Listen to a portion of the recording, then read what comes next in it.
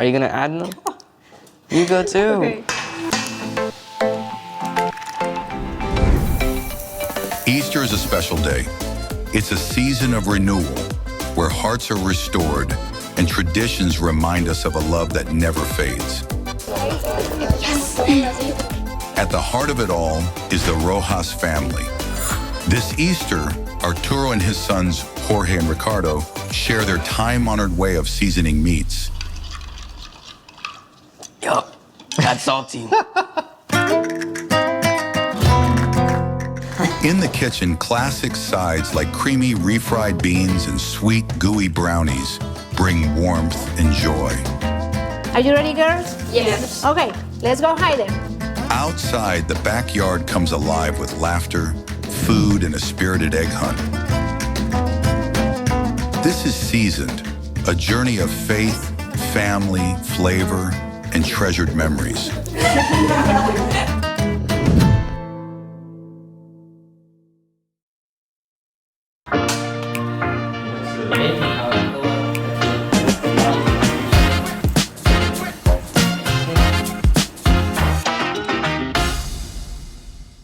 I'm gonna be showing you guys how to make some brownies using a recipe that's been passed down from my grandma to my mom and from my mom to me. And now I'm gonna be showing you guys how to make it. I'm here with my sister Sophia, and before we get started, I wanna show you guys the ingredients that are required to make this recipe. So over here we have 1 cup of canola oil. You can use any other oil. And we also have 2 tablespoons of butter. We have 3/4 cup of cocoa. And now my sister's gonna explain to you the dry ingredients over here. So here we have 2 cups of sugar and then 1 cup of flour. We have 1 tablespoon of vanilla extract and then 1 tablespoon of baking powder, 1 teaspoon of salt. All right, guys, so we're gonna start off with the wet ingredients. And for that, we're gonna use 1 cup of oil, 3/4 of cocoa. That's what gives it its chocolate flavor. And then you're gonna add the butter, and then you're gonna mix it all. You might have to, yeah. So now you're gonna wanna mix that all. All right, so once the butter has melted, you're gonna turn off the heat, and now we can start with the dry ingredients.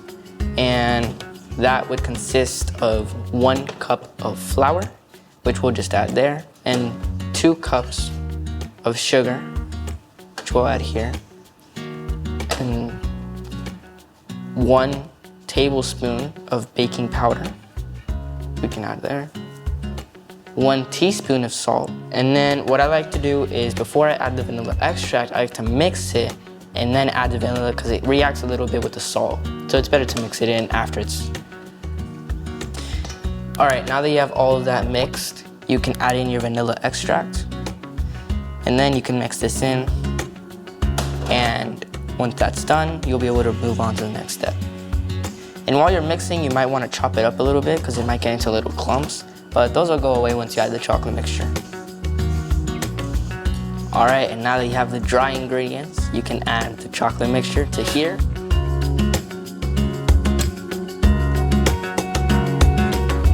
All right, and now that we have that there, we can stir it all together. And it would be quite difficult to use a whisk here because the chocolate gets stuck.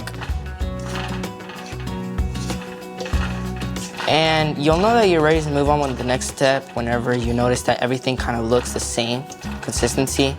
As you can see, it's kind of grainy if you do it slowly, and it kind of like sticks together for a little bit. So that's how you'll know it's the right consistency. All right, and now we're ready to add the eggs.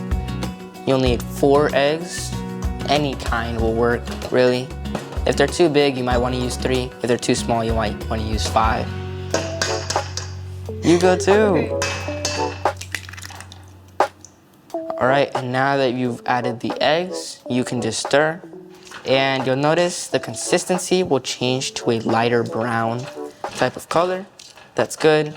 It means the eggs are eggs and they work. Once you're done with that, you're ready to put this in a pan and to bake. All right, so now that you have the batter ready, you're just going to put it into the pan. And for this, I like to use parchment paper. And now that you're done with that, you just spread it around. You don't even spread it that much, just relatively around the edges. Make sure it's there, and then kind of pat it down a bit to make sure it's evenly distributed. Then we can take this, maybe shake it a little bit more, let it settle, and put it into our oven that should be set to 350 degrees Fahrenheit, and put it into the middle rack, because whenever you put it in the middle rack, it cooks more evenly, which for this, you definitely don't want the bottom to be overcooked. It makes it harder to eat. You're gonna cook these for 20 minutes non-stop, or what I like to do is cook them to 15 minutes, open the oven, let the air escape, and then cook them for another 10 minutes, and by then they'll be pretty good. And it just turns out better for me that way. Now that it's been 15 minutes, we can open the oven to let the air out, let it breathe, and we'll wait a little bit, and then we'll close the oven back up. And now we put a timer for 10 minutes, and we'll take it out. All right, guys, now that 10 minutes have passed, you can get a knife, or if you have a poking stick for baking, you can use that. And you're just gonna gently poke it. I would go more towards the center, all the way through. All right, and now you check your knife. Well, this is okay, very little, but if it has like a chunk or some type of gooey part of the brownie on it, it needs around 5 minutes. If it's covered, it needs at least like 10 or 15. Every time the timer is done and you're ready to take them out, always poke them to make sure. If it has nothing on it, like this one, relatively nothing, it's good to go. And now what we're gonna do is we're gonna get our gloves, oven mittens, and we're gonna take them out. Right here, looking good. We're gonna put them here. And what I like to do is, since we're using parchment paper, we can set this aside and we can just lift it directly off this and lay it there. And now we just have the brownies, which we can cut.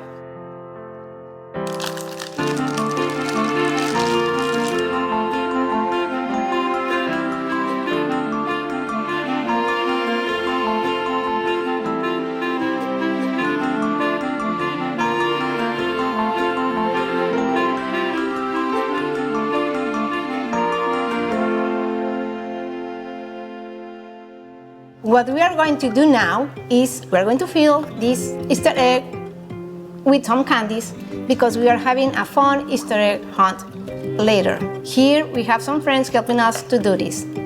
Luz Maria, Mari, Justina, and Maria Jose. So after do this, we're going to hide them and the kids can look for them. Are you ready, girls? Yes. Let's do it.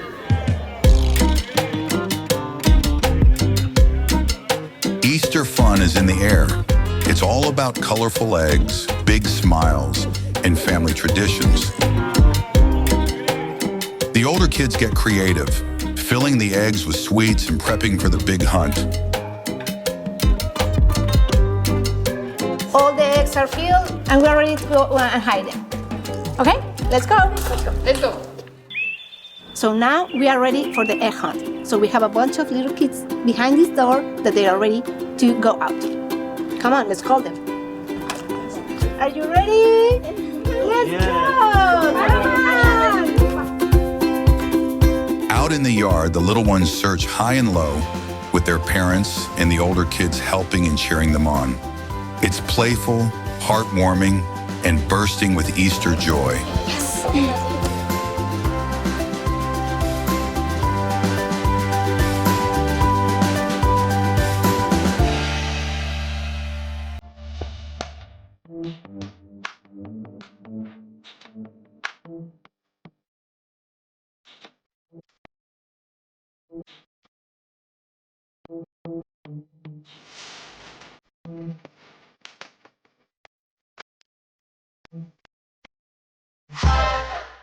We're going to show you how to cook Mexican beans.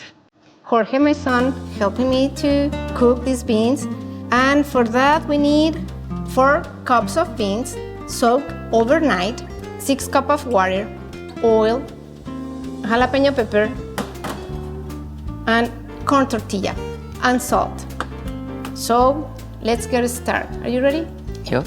Okay, Jorge, so what we're going to do now is we are going to cook the beans at the pressure cooker. The beans here, and we're going to add 6 cups of water.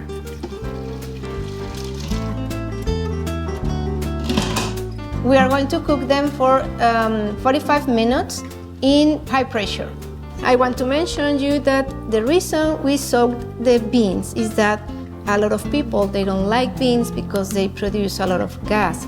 But when you soak them during the night and you remove that water, the substance that produces gases goes with the water. Okay, so let's wait until this is ready. Okay, so our beans are done. So now we're going to prepare the oil to fry them, okay?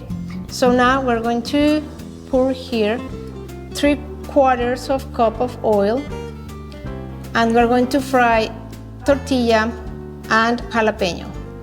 Before we add the jalapeno, we're going to make a little cut on it so it will prevent it to explode while we are frying it, just like that.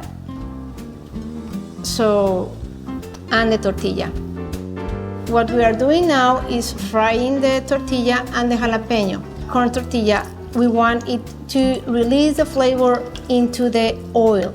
So when the oil have the flavor of the tortilla and the jalapeno, our beans will have a very nice taste. We want the tortilla like very, very crunchy, like a tostada. Now you are learning Ranma's recipe for the beans. Yeah. If you see, the tortilla now is hard, is crunchy. So now it's ready. We're going to put it in the plate.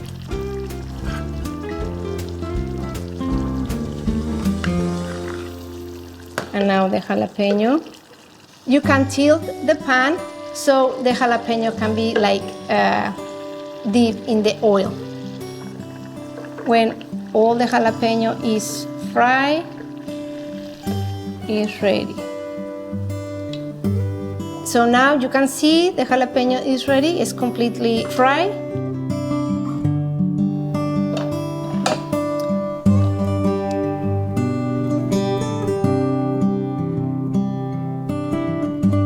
We're going to pour the beans into the oil. I want to mention that we cook the beans with no salt at all. That makes them cook faster and softer. So we're going to drain them here. We want to keep the liquid where they were cooked. We're going to use it later. But it's easier to fry them, just the beans. Put them here. So Jorge, can you help me to mash them?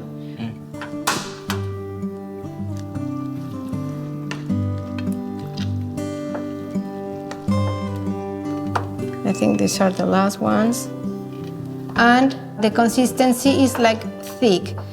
We want to add more water so the beans are more liquid. We're going to add 1 teaspoon of salt, or to taste, you can add more or less as you want. Okay. Okay, ready with this.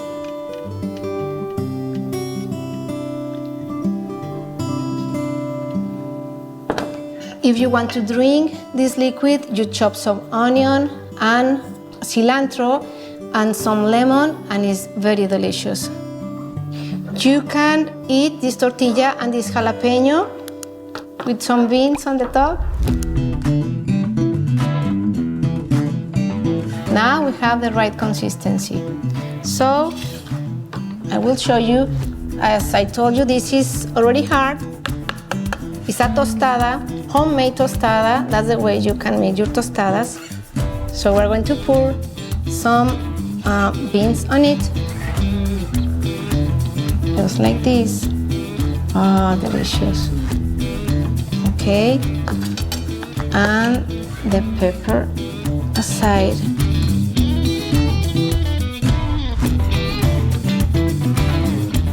So you can eat the tostada with the beans and the pepper like this. Hope you like it, and thank you for helping me. Of course.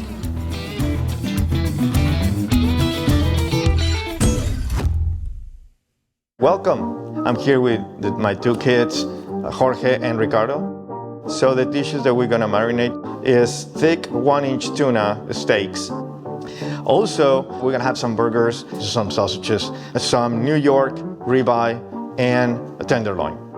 And the reason that we have the 3 different type of meat is because it tastes very different. So let's get some seasoning.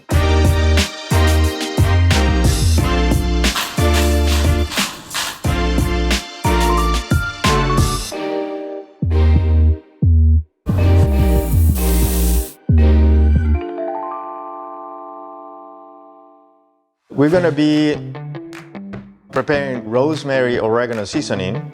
Basically all you need is some rosemary and oregano, of course. Whatever you use of rosemary, 1/4 you use of oregano. So it's a little bit less. 1/2 cup here of rosemary. And then we're gonna do a little bit of oregano. Once you put it here in the mortar, you're gonna start grinding it. So we're ready now, as you can see.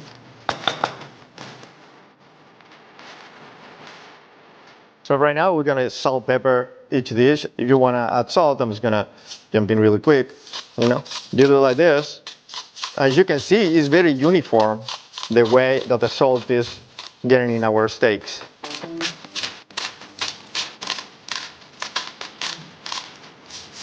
Now that the humidity or is a little bit moist on top of it, we're gonna add the pepper. So you can see it's pretty uniform the way the pepper is done, and we're gonna do the same with the burgers. We're just gonna flip them and do salt, pepper again. Okay. The tuna is ready to put it on the grill. What we're going to do is add extra flavor to the steaks. Just be generous in the amount that you're gonna put in here. The good thing is that now that it has a little bit of moisture, it's gonna kind of like stick to the steak. You wanna do it on both sides the same. So.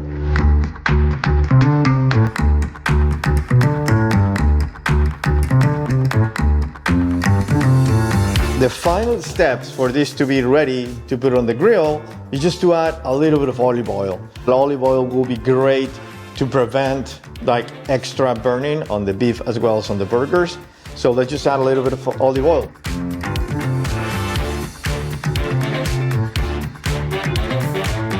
And what I like to do is flip them again.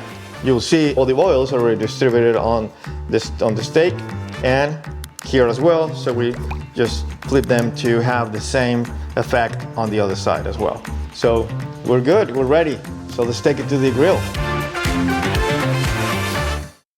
What we're gonna do now is gonna prepare a wet seasoning. The first thing that you're gonna add is 2 tablespoons of sugar, brown sugar. Thank you, Jorge. Now, 4 tablespoons of lime juice. So this is gonna add a great flavor to it. 1, 2, 3. And you can always add more if you need to or want to. It's really up to you, but this will just keep it consistent. And next thing we're gonna do is 1 tablespoon of vinegar. So it's only 1.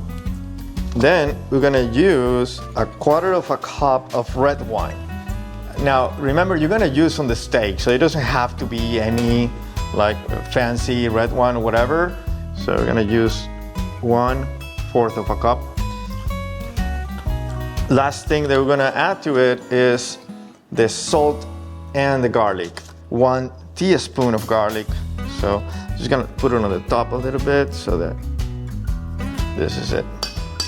This is intentionally going to be salty. We're gonna add a tablespoon of salt. And that's it. And this is gonna be our seasoning, wet seasoning for the steaks. Put a little bit on your hand and taste it. It is really good. Okay, now we're gonna be preparing a sauce for the tuna, and we're gonna make one no spicy, one spicy. So Ricardo, go ahead. All right, so we're gonna add 1/4 cup of lime. And the same for the non-spicy one. Perfect. And we're gonna do equal parts soy sauce. Go. Right there. Perfect. Ah, it smells so good. Perfect. And now once you're done with that, for the spicy one, 2 of these peppers. That is a very spicy Mexican pepper, which is called chilpetin pepper. It adds a very good flavor to it. It's pretty spicy. So then we'll just mix it. And then the other one. Perfect. That's it. It's all ready.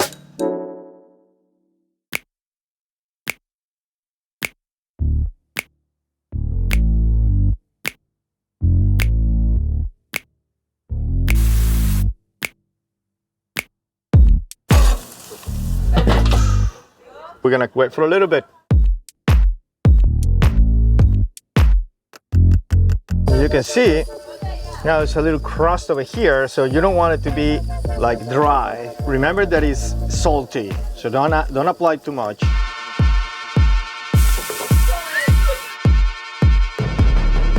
I have not applied any moisture into the tuna, so the tuna goes as it is. So you don't want to add more salt to it. So you should be good to go in a couple of minutes. Okay, perfect. I believe it's ready. This is definitely ready. Because of the olive oil, you can see that it's like fried meat on the top. This is really good.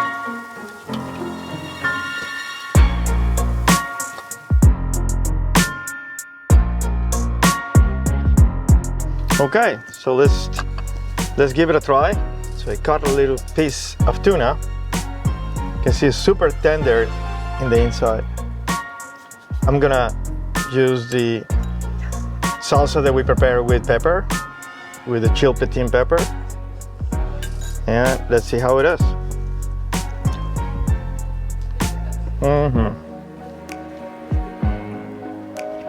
This is so good.